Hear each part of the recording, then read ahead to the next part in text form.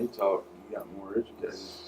That's all. All right, good deal. Well, we're going to go ahead and get started today, gentlemen, with our topics. So before we get started, have you guys, I don't know, been in any situations this month that it's noteworthy you might want to share with everybody regarding safety and health out there in the field?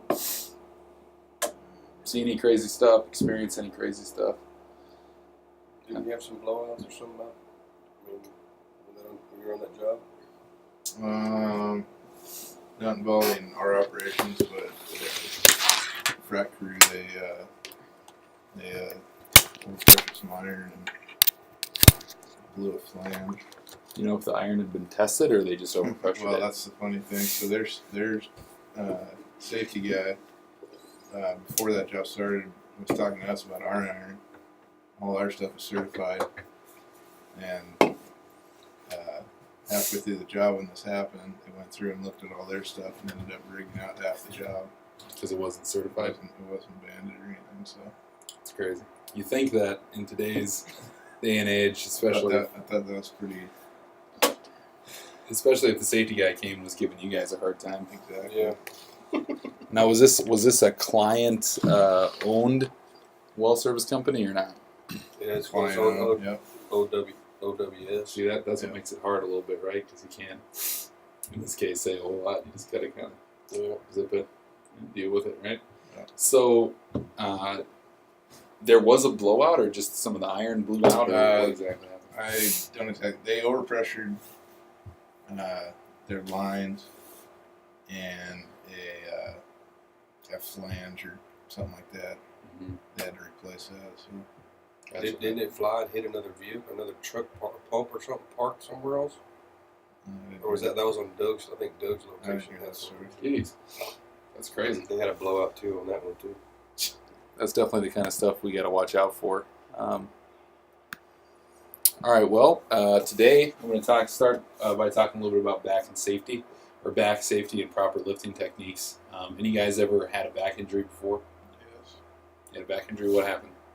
Well, I don't know what happened, but I couldn't move for a couple of days. Did you ever see the doctor or not really? Just No. Okay. And probably what you experienced was a back strain, which is there's three basic type of back injuries. You have back strains, you have slip discs, and then you have herniated discs, which are the three kind of major ones. Different things that are going to cause back injury. I don't know, what are some things that cause back injuries? Just Lifting generic things. Lifting wrong, right? So that's part of that. Today is going to be lifting technique. Weird positions. Weird position, awkward body posture. How about sitting for long periods of time? Yeah. Yeah. Do you know it's like way better, way better to have a job where you're standing up all day and sitting all day for your heart, for your lungs, for your sinuses, for pretty much everything. If you're sitting all day, you know, you have It's bad for us. you essentially live. You don't live as long, believe it or not. No, and I'm in the same boat. I've been really struggling with this the last probably few months, where my back's just not really been in good shape. Yeah. I haven't been out and about a lot. It's been a lot of paperwork, year-end crap, paperwork, finances, payroll, all this stuff. As a business guy, you got to do.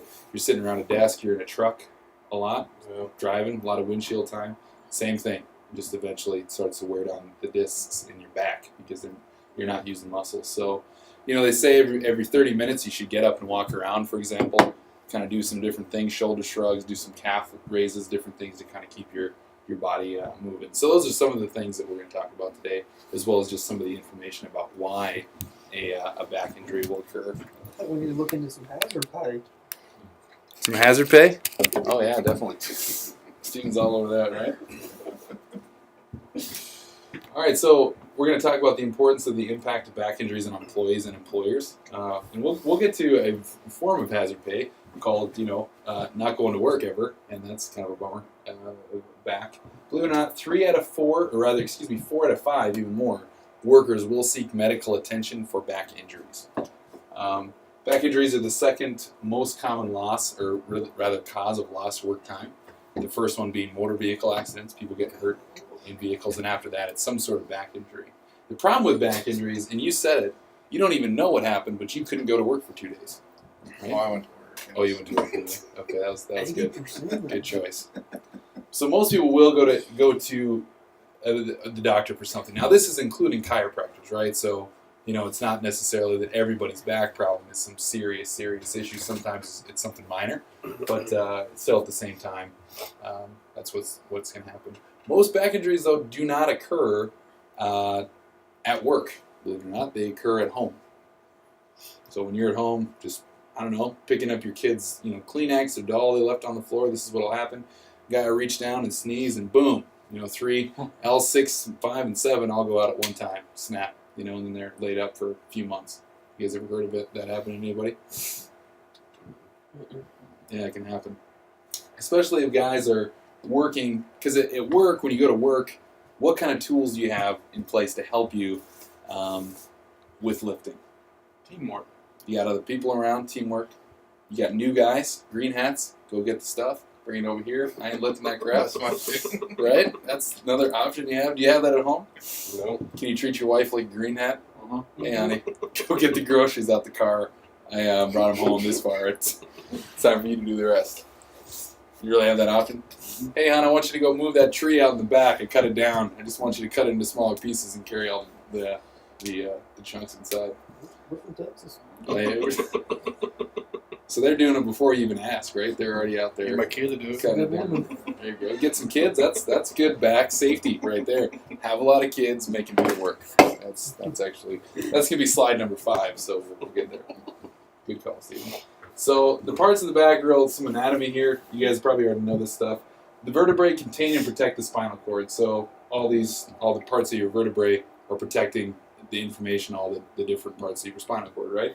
So there's discs in between each of these to cushion them as they move and bend, and then the tendons attach muscle to the vertebrae. So the muscle in the vertebrae is attached by those tendons. Well, the tendons can tear, right? That's one thing that can happen. That's what most people either experience some sort of muscle tear or tendon tear. That'll be like a 2-day thing, right? You get a couple days, you strain it, you can't turn your back all the way, you can't move real well.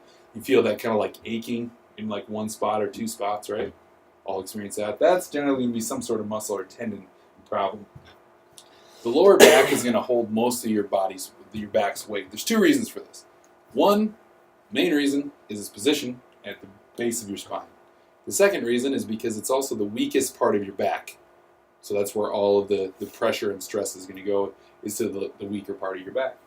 So that's where most back injuries occur, right here in this area. Like serious back injuries. A lot of times people will feel pain up here, but generally you're feeling pain that's being caused by stuff that's going on down here. Sprains and strains, most common with this. They occur where one or more muscles that move the spine are injured. Obviously can be overstretched, torn up a little bit. Bulging disc and herniated disc, this is where it gets really serious. For one reason, a bulging disc is essentially where that cushion that's in between the vertebrae just slowly starts to move out. And that can happen because of overpressure. Generally, it's because of overpressure that happens. To illustrate this, I'm going to actually grab a pen real quick. I wish I took this course. Yeah, surgery this morning. Done first career. Bro, if I was Jerry, I'd get somebody else. You had surgery this morning? Like 41-year-old algebra teachers in my hometown. Y'all lost to the Cardinals. We're going to the playoffs. So We are too. Wait till Sunday. I think Hairdo's gonna do something good this weekend. Maybe it couldn't do it now. For real. All right. Man. Well, sir, what's the name? Well, he hasn't started Corey. since 2011. Corey, come on up here. You're going to be on video here. Let me get on YouTube. YouTube star. Sorry, don't trip on anything because we're going to get way more hits than me. Okay. All right. So what I want you to do, Corey, is I want you to take this pen and I want you to open up your hands flat like this. Mhm. And I want you to push against the pen evenly. Don't twist or bend or anything. Just push against the pen Break it. evenly. Just push evenly. How hard are you pushing right now? How hard would you have to push in order for that pen to implode or pull into itself and break? Pretty hard. Do you think you have the strength to do it? I don't think I do either. In fact, it would go through your hand before you could actually get that pen to break. Now what I want you to do is I want you to take that pen, bend it this way, and see how hard that is. How hard is it to bend it now? Very easy, right? Your back, you can stay up here for a second, Corey, is exactly like this pen here. If you keep your back straight when you're lifting, it can withstand a lot of pressure and stress because it's evenly distributed. But if you bend your back incorrectly and go to lift, how much weight can you lift up? Not very much. So if you're to put this pen straight down here and stack stuff on it, obviously balance is an issue, but if it wasn't an issue, this thing can hold a lot of weight. But if you even angle this a little bit and you put weight on it, it's just going to bend really easy without a lot of problem. You guys see the difference there? All right, thank you very much, Corey. Where's the camera? Right there. Right. Wow. That was impressive. Thank you, Corey. So essentially, that right where that pen bends a little bit, that's where your discs are going to start to bulge. Which is generally going to be in the lower part of your back, and as Corey pointed out there, and if that happens enough times, and you have enough pressure on it, and sometimes this can happen like if a guy falls out of a building onto his legs and you get a back problem, you're going to get this like instantaneously, your herniated disc, right where a disc pops out, you break your back. You can also break the bones, obviously, but a lot of times it can be a disc that pops out. When you get a herniated disc, the inner part of your disc, the inner part of that cushion, there's like two parts, actually moves out from the inside out into the outer part of the cushion, or out of the part of your disc, and you essentially can't get that back in unless you get surgery done. So the more stress and pressure you put on the lower part of your back, sooner or later, you're going to get a serious problem. And that's what a lot of people experience. And once you herniate a disc, it's going to be a lifelong issue. There's no way of getting it back. So we're going to talk a little bit about how to prevent that from happening. You guys already talked about some of the reasons: bad posture, excess weight, lifting incorrectly. Another thing, believe it or not, weak abdominal muscles. If you don't have strong abs, you can get back injuries. The reason for that is your abs support the weakest part of your back, which is your lower back. They're opposite of each other, right? So if you guys have ever done any weightlifting stuff, you know that you can't just lift one muscle. You can't just sit there and do bicep curls all the time and expect to have huge biceps without doing tricep exercise as well, because it needs a support, right? Otherwise, you'll look kind of like a weirdo, just kind of oddly shaped body parts. And lastly, and you guys mentioned this, both poor ergonomic work environment and bad lifting techniques. All these kind of culminate. Sleeping is another thing. The best sleeping positions for your back are on your side with the knees slightly bent with a pillow between the knees, or on your back with a pillow under your knees, essentially keeping your spine in its natural position. So your back is meant, the lower part of your back is meant to be curved. That's normal. So when guys go and do, for example, physical therapy, one thing they have to do is they have to put a ball in the lower part of their back and make sure that as they move, their spine stays curved. So when you drive, I don't know if you guys have that little lumbar support thing where it kind of puts pressure on your lower back. That's in order to keep your back curved, and that helps you prevent getting injured. When you're sitting a lot, the same thing. Sit with your back against the chair. Kind of keep that arch going on right there. Arms bent straight forward and shoulders pulled back. Like you said, 30 minutes is about the maximum you should sit without getting up and doing something. Walking around, push-ups, just stretching a little bit. Even just, like I said, walking around the block there. In my opinion, stretching and exercise is probably one of the most important things to prevent back injuries. Just period. But imagine, let's say, I don't know how many hours you're either in a truck or sitting in a day. Let's say 9 hours a day, right? And that might even be less than average for guys in this room, 9 hours. Let's say you exercise for an entire hour a day. Still, what percentage of your day is spent exercising versus sitting in a chair? 10%. Yeah, 10% or maybe a little bit more, right? So still, you're way lopsided, right, on stretching and exercise or keeping your back strong versus sitting down. So that's why it's important to get up every 30 minutes or so and do some stuff to keep yourself limber. And once again, abdominal exercises will build muscles that support your back, and that's really, really important. The most important muscles for lifting are your upper legs and your abdomen, believe it or not. Because they say lift with your what, not with your what? With your legs, not with your back. Lift with your legs, not with your back, exactly. And your stomach is going to support you not using your back, and your legs are going to support your abs. But your lower back really doesn't have a lot of strength. So we talked about this a little bit, and these are some other things you're not going to have at home. You're not going to have forklifts at home. You're not going to have pallet jacks at home. Cranes and hoists generally at home. Maybe you'll have some, a shop one for maybe like a cherry picker or something for engines if you do a lot of work like that. But generally, you're not going to be using that stuff. You're going to be moving stuff around. Even in the back of your pickup truck, if you got heavy stuff, you're going to be reaching in there to grab it. And those are the sorts of things. Not having those can cause injuries. So if you have these available at any time, use them. You should never not use a forklift if you have one available. If it's something that is heavy enough to require one, right? Don't try to be a hero. Some guys, especially with like pumps and parts of wellheads and different things, they'll try to, man it up and walk it around and stuff. I'm like, you're an idiot. Who are you trying to impress out here? There's no girls. And if there was one, you wouldn't need to impress her anyway. You know what I mean? I don't know, you guys meet a lot of girls out there in the oil field? There's a couple. Engineering. That's why I joined, to meet girls. Disappointed. Right here. Big fat disappointment. To join, that's why I joined the oil field, to meet girls and to stay clean. And neither one of, I got the safety thing figured out, so I got the one half going okay. All right. Okay, so making a lifting plan, why is this important? Why do you want to make a plan before you go to lift something?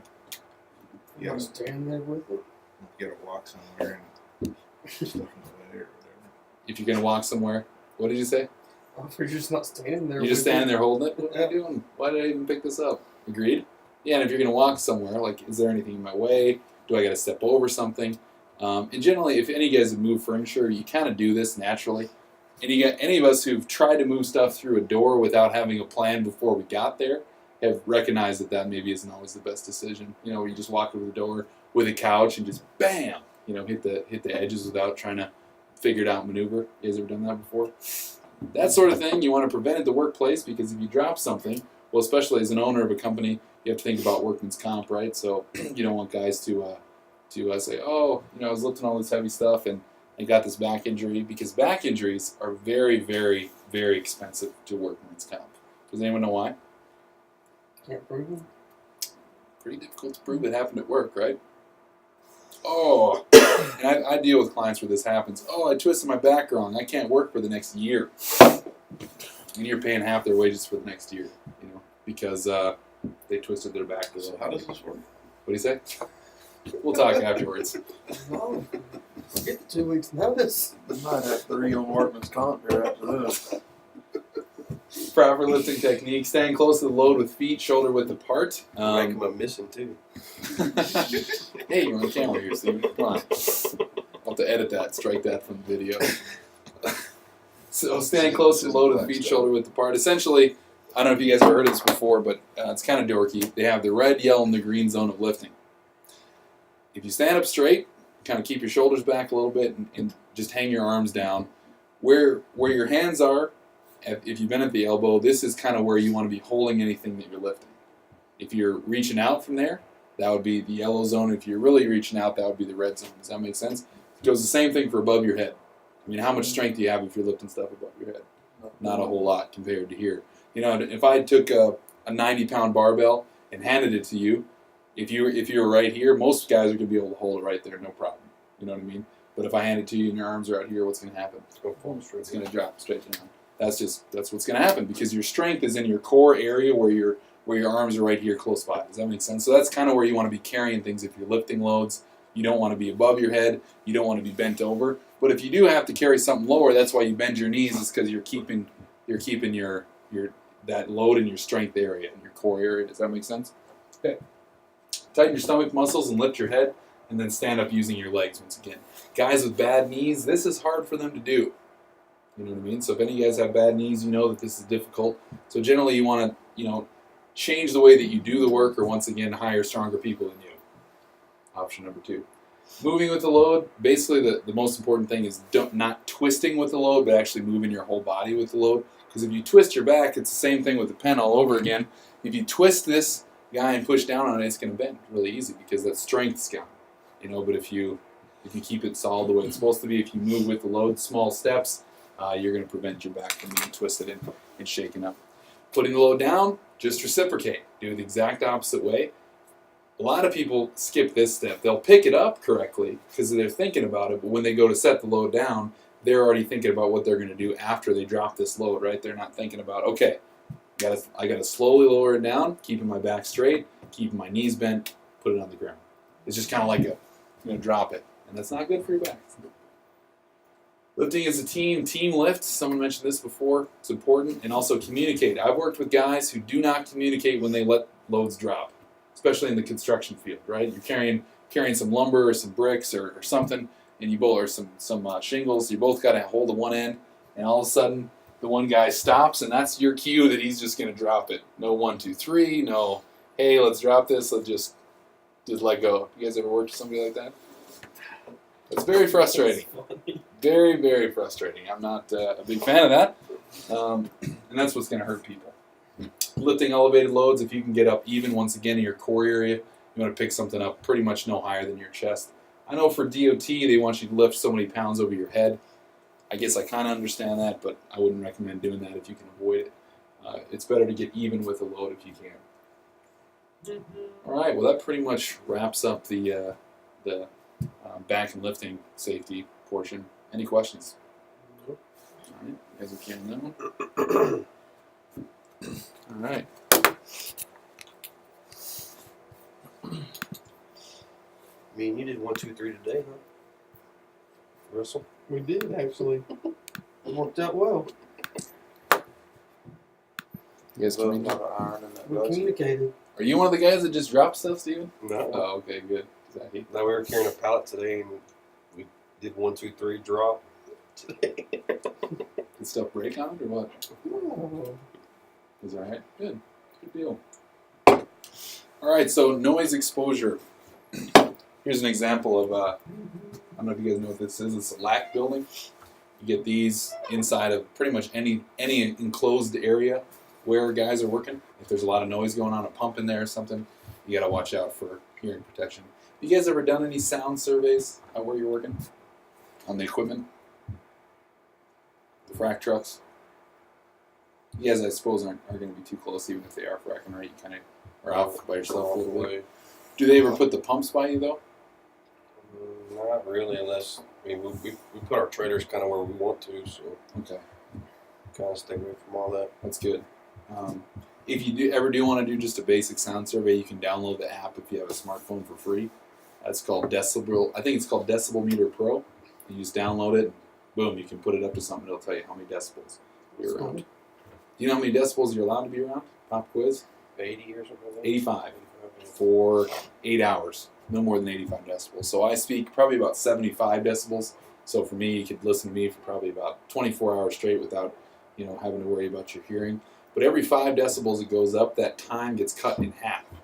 So if you go from 85 to 90, how many hours are you allowed to be around 90 decibels? 4. And then 95? 2. And then 100? 1. Exactly. And then 105, you're talking 30 minutes, 110, 15 minutes without damage occurring, right? The thing about noise is, generally, unless it's like a pump, an engine, something that's like a consistent noise, generally it's just going to be loud bangs, right? I mean, just a real quick, sharp, like a gunshot. Boom, one quick loud sound. If you're nearby, it's going to cause, or firework, And if you hear that sound and it hits your ear, You can see them going off. you can see them. Yeah, let's open that up. Get some nice views here. Beautiful. Going off that. So effects of noise exposure, what a noise exposure to loud noise will do, rather. So you got a few different things, obviously. Hearing loss over time. It destroys the nerves in the inner ear. Another effect can be tinnitus, a permanent ringing in the ear. Have you guys experienced this ever? Get some ringing in the ears, especially if you shoot guns a lot without hearing protection. You can definitely get some tinnitus. It happens. Yeah, that was bad. You get it sometimes? Oh, I mean, we were flowing, and I was pretty close to a manifold, but It was I loud. couldn't hear after we got finished. I mean, it was. Yeah. It's a good idea to have some foam earplugs around. So noise is measured in units called decibels. You guys are all pretty familiar with that. If people are 3 feet apart and they need to shout to hear each other, generally, and shout anything over just talking like this, generally the ambient noise is going to be about 85 decibels.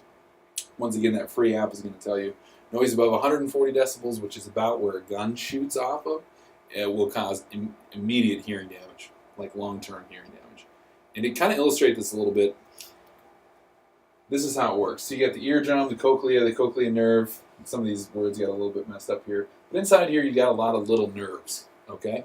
And inside those little nerves, I want you to imagine that set of nerves kind of like a patch of grass, okay? And you just have a patch of grass of these nerves. And what happens if you walk across just a generic patch of grass one time? Just one time?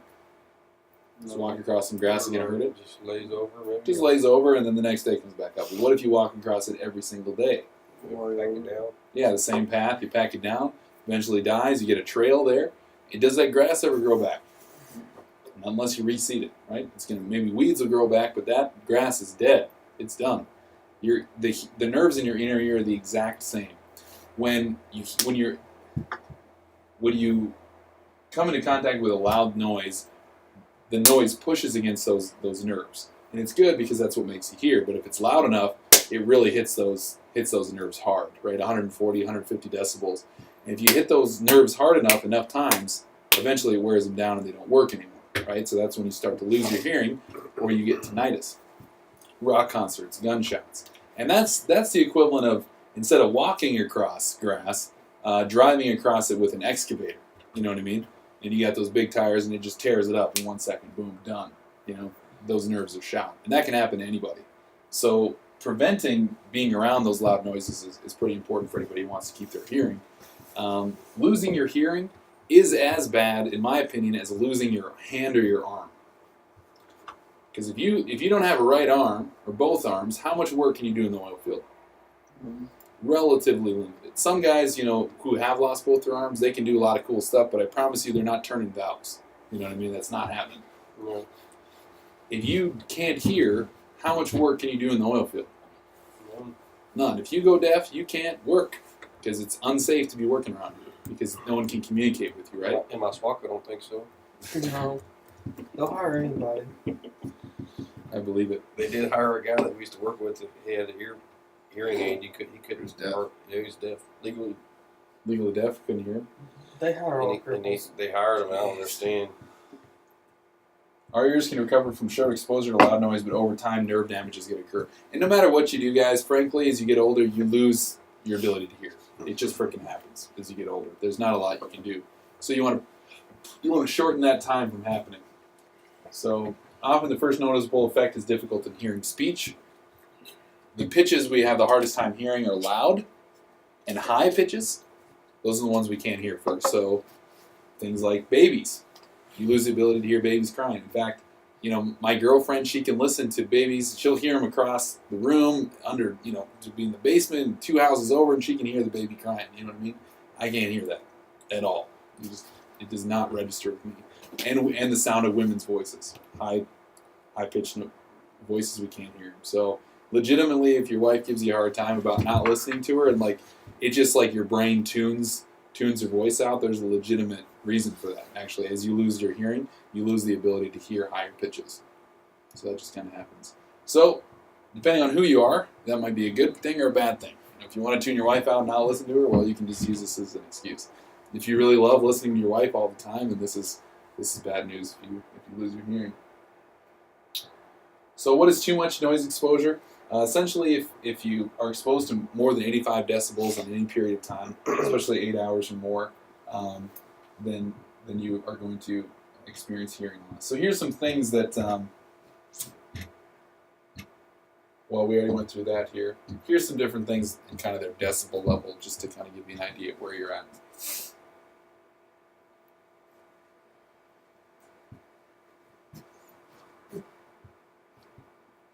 So you guys ever work around any of this stuff without hearing protection? Yeah. Happens. You can also experience something called noise fatigue. I don't know if you guys have ever been mowing the lawn for maybe an hour or two and all of a sudden you're just freaking tired. You don't really know why. You weren't, even if you're riding on a ride of the lawnmower or pushing the lawnmower, the reason you can get tired actually if you don't have hearing protection in is that your eardrums with all the noise and stuff, they actually get tired and it'll make your body tired. So If you put them in, you can work for longer. And listening to headphones does not count as hearing protection. You know what I mean? Because that vibration's still going to come through. There's even in stuff out there, and I can show you guys a video of it. They've weaponized sound. You guys ever see Iron Man, for example? I think that might be pushing it a little bit, but they have that like little thing, and it turns the sound, and everyone kind of gets paralyzed. Well, they can actually shoot a sound cannon at somebody from up to a mile away and drop them. Just boom, on the ground, done. They lose control of their bowels, and they're just done.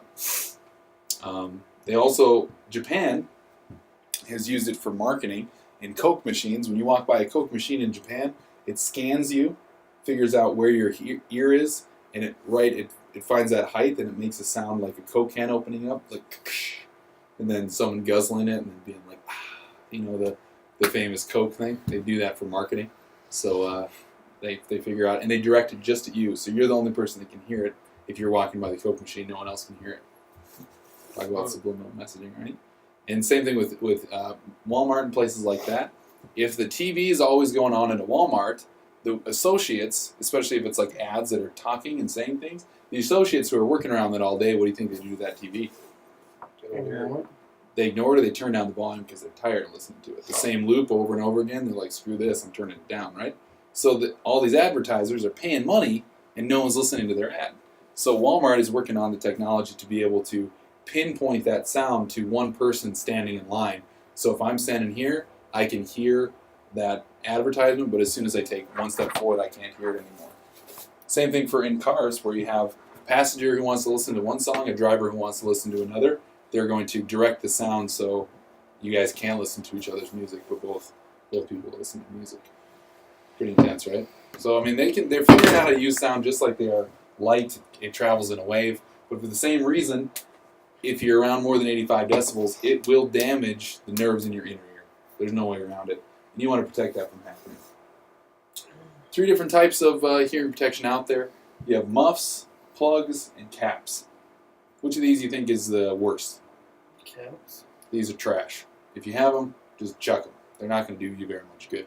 They're good at keeping dirt out of your ear, but they don't actually fill your ear canal and block sound from going in, so it's not going to work.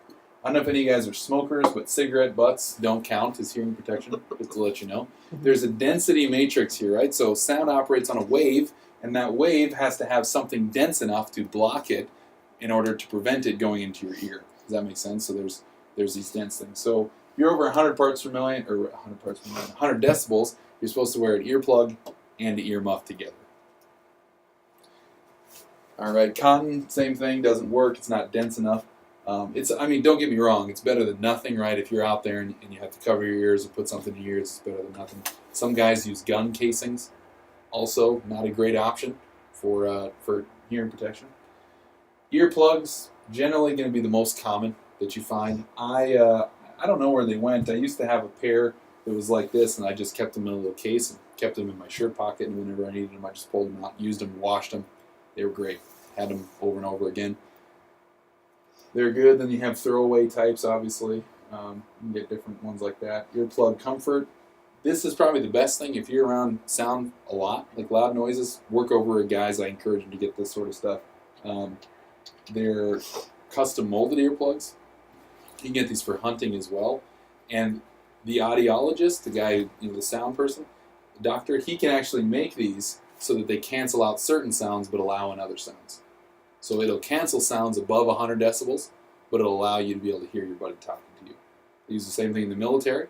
So guys, it's kind of like the earmuffs you can buy. Like you hear loud noises, but you can talk to me and I can hear exactly the same. Only these are you can use the muffs or these guys. It's the exact same system. So they're out there. So there's really no excuse not to wear hearing protection if you need it, right? A lot of guys say, "Oh, well, if someone's talking to me," it's like, man, they make hearing protection for that. They can even make it so it cancels out certain wavelengths, so high pitches or low pitches. So if you're working around a pump, and it's that low, steady whir, you can make it so it cancels out that lower bass noise, you know what I'm saying? It allows you to hear higher pitch stuff. So to insert a foam earplug, you got to roll it up real tight, reach over the top of your head, pull up on that little lip of your ear there, and insert it. You want to open up the ear canal as wide as you can before you insert it so it closes down over it. The reason for that is you want to make sure that it fills the entire ear canal and it doesn't just sit there on the outside. You want to make sure that it fills the whole canal. Earmuffs, once again, good option for some. You can get them so that they clip into your hard hat over the top. So, obviously wearing a band like that wouldn't work for any of us if we're out there in the field because the hard hat wouldn't go over it. So you can make them so they clip in like that. Once again, these are trash. Don't buy them. They're a waste of your money and time. They're not going to protect you very well.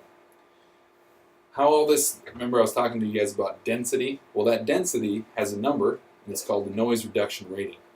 The noise reduction rating is essentially designed to determine how many decibels your hearing protection is going to block out. But this, you have to actually divide into two because there's two parts to hearing protection, right? So if it says these plugs or these muffs have 29 NRR, that's your rating, you have to divide it by 2, and what is it actually protecting you from? 14.5. What do you say? Take 29 divided by 2, what do you get? 14.5. Yeah, 14.5 for this year and 14.5 for this year. So if it says 100 decibels, and you put in this hearing protection right here, you can essentially bring it down to 85 decibels. Whereas 100 decibels, you're only allowed to be around for 1 hour. 85 decibels, you're allowed to be around for 8, right? So you're protecting yourself with one of these and adding 7 hours to exposure time. Does that make sense? Okay, good. All right, so a lot of times guys just take off the hearing protection for a second. They drop the muffs, they pull out the plugs, and then they're exposed to it. But just like grass, it doesn't matter. Once something goes across it, it damages it. It's just a matter of time. So one way to determine if you're losing your hearing or not is audiometric testing. For a DOT driver, any guys DOT guys? If you're a DOT driver, you have to get this done, on an annual basis. They determine your baseline hearing, and then every year after that, how much where your hearing's at. So the reason for that is to determine. You kind of get a little graph there. And that way, if you come back to your employer 10 years after that and you say, hey man, you were exposing us to way too loud noises, he can go back to those tests and say, listen man, that had nothing to do with me. All the years you worked for me, your hearing was fine. You went home and, I don't know, were shooting guns without hearing protection on, clay pigeons, and hurt yourself. Any questions? All right. All right, last but not least, we're going to go through bloodborne pathogens.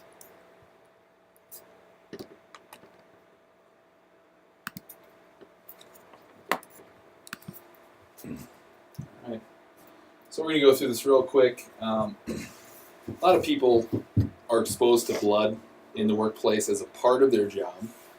Doctors, nurses, morticians, EMTs, guys like that, police officers, they're exposed to blood, right? If any of us are exposed to blood in the workplace, I'm telling you exactly what to do. You hand them the box of Kleenex and you say, take care of your own stuff, right? Unless you're trained in first aid and have the proper equipment.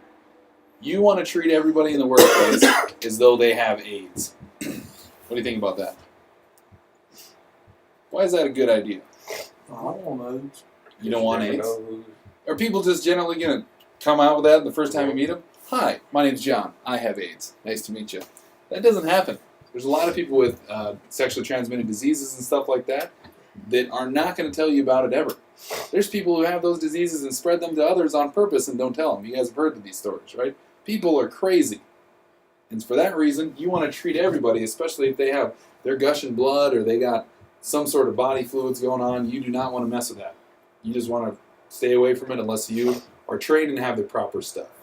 A lot of EMTs every year get infected with hepatitis B because working with guys, who are either junkies or addicts, or they come up on a crime scene, or rather a car crash, and someone's bleeding all over the place, and they can contract it that way. Junkies, they get a junkie in the deal. They're going through it. They're taking off his clothes. Boom, he had a needle in his pocket. Stuck him. Hepatitis B right now. That's what this is primarily designed to talk to, is people who are around that. But good Samaritan acts, such as assisting a coworker with a nosebleed, would not be considered occupational exposure to bloodborne pathogens. But could you still be exposed? You help a guy with a nosebleed. Yeah, but you're not occupationally. It's not a part of your job. Do you get paid to help your buddy with his nosebleed? No. Do you come? So, I already talked about physicians, dentists, morticians, law enforcement, firefighters, paramedics. These guys are the ones that this is primarily for. Generally, exposure occurs through needle sticks.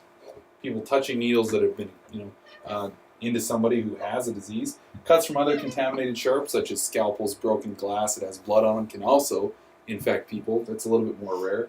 Or contact of mucous membranes through the eyes, nose, mouth, etc. For this reason, if you go to the hospital, you should definitely not eat there, and if you do, make sure you wash your hands a lot before you start eating some food. You know what I mean? Just because you don't know what's going on there. Exposure control identifies jobs and tasks where exposure can occur.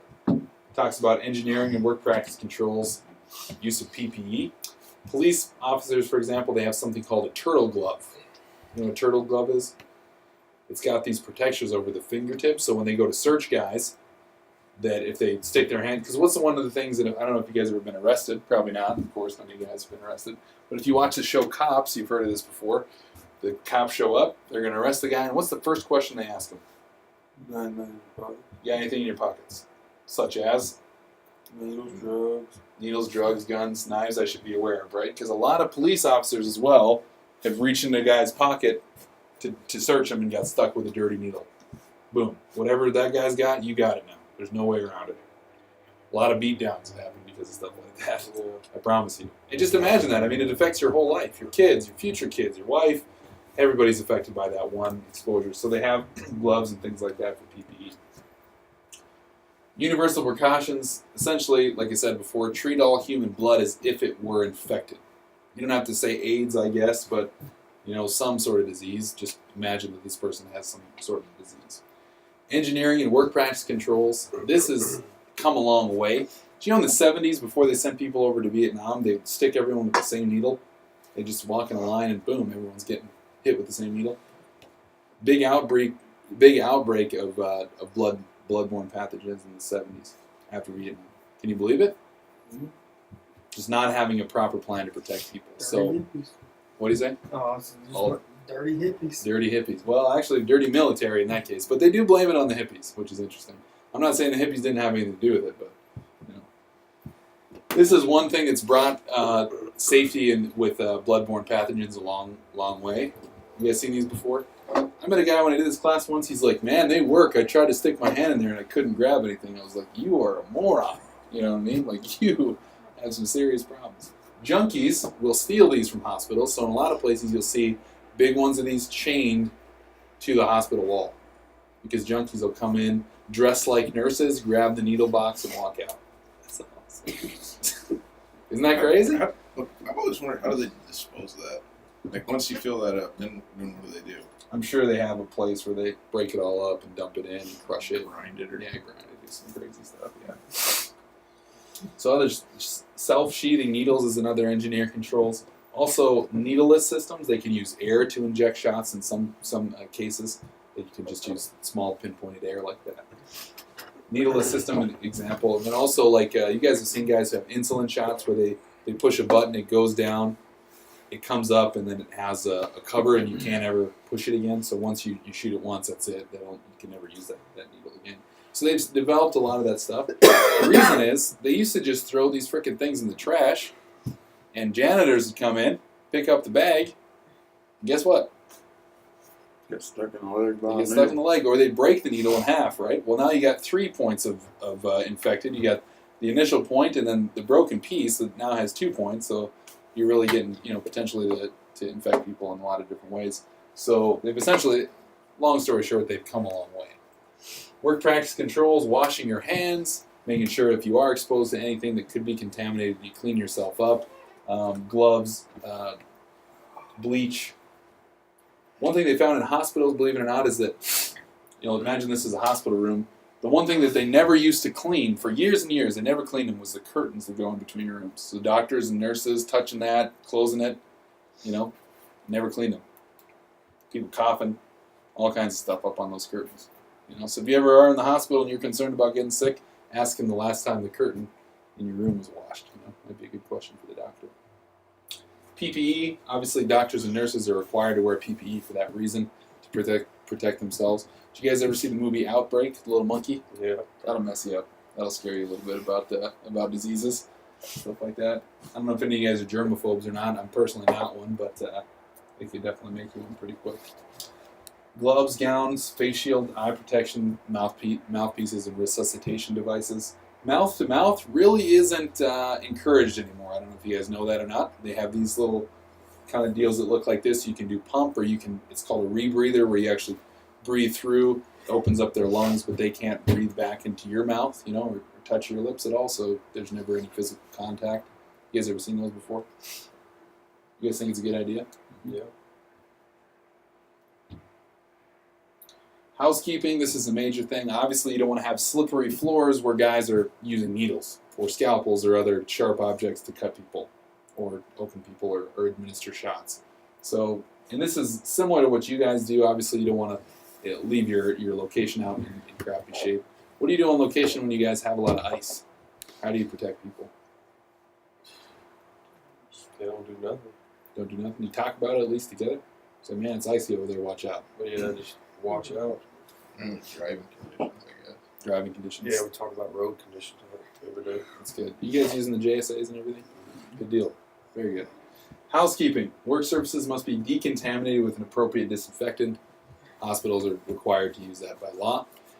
Waste, any waste, and this goes for you guys as well. If there is a guy who gets a really bad nosebleed, you don't just take all that and put it in your regular old trash bin. You know what I mean? You don't have to have a red bag like this, but you do have to give that guy his own garbage bag, right? And then have it labeled like this is biohazard stuff, so the guy doesn't get exposed to it. Does that make sense?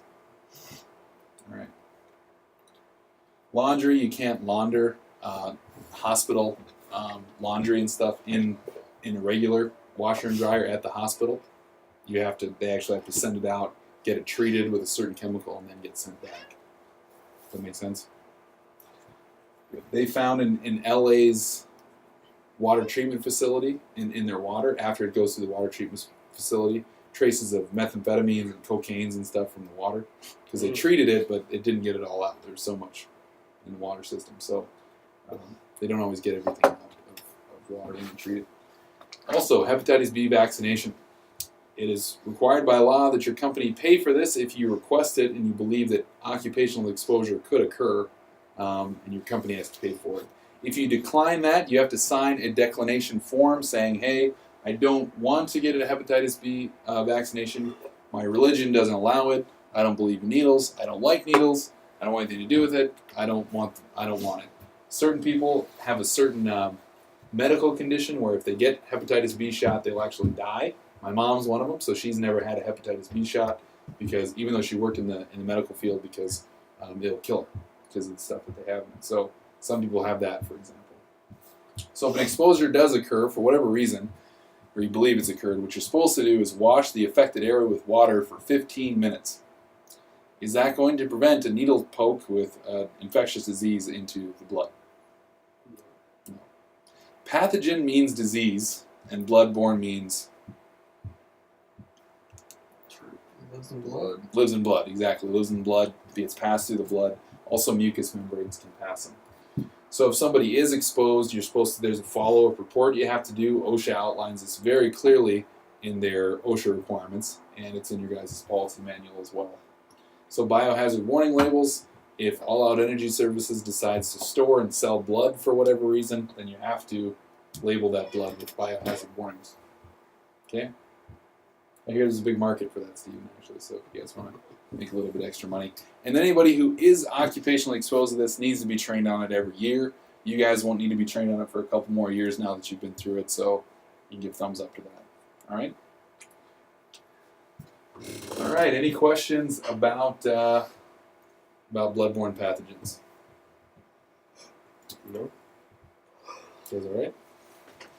Okay, well, let me go ahead and print out, make sure that your form gets printed here. Get you guys signed up. That's real good. Come on. Still blows me away that they don't have. Oh, you gotta see what Yeah, it's so see what funny. they did. This thing sucked for him. Come out. They sent him. They just told him, "Hey, go pick this up." He didn't know what he was picking up. He had a truck full He had a of truck hoses. full of the whole back was full of shit. You just put it in a regular old. Back of a bit of a truck. Yeah. That's how he brought it to us. and he had a little, I mean, like a half-inch strap to hold it in one. What were they carrying? Plug catcher. I mean, it's probably close to 2,000 pounds. 1,500 to 2,000. So he had to take everything out of his bed of his truck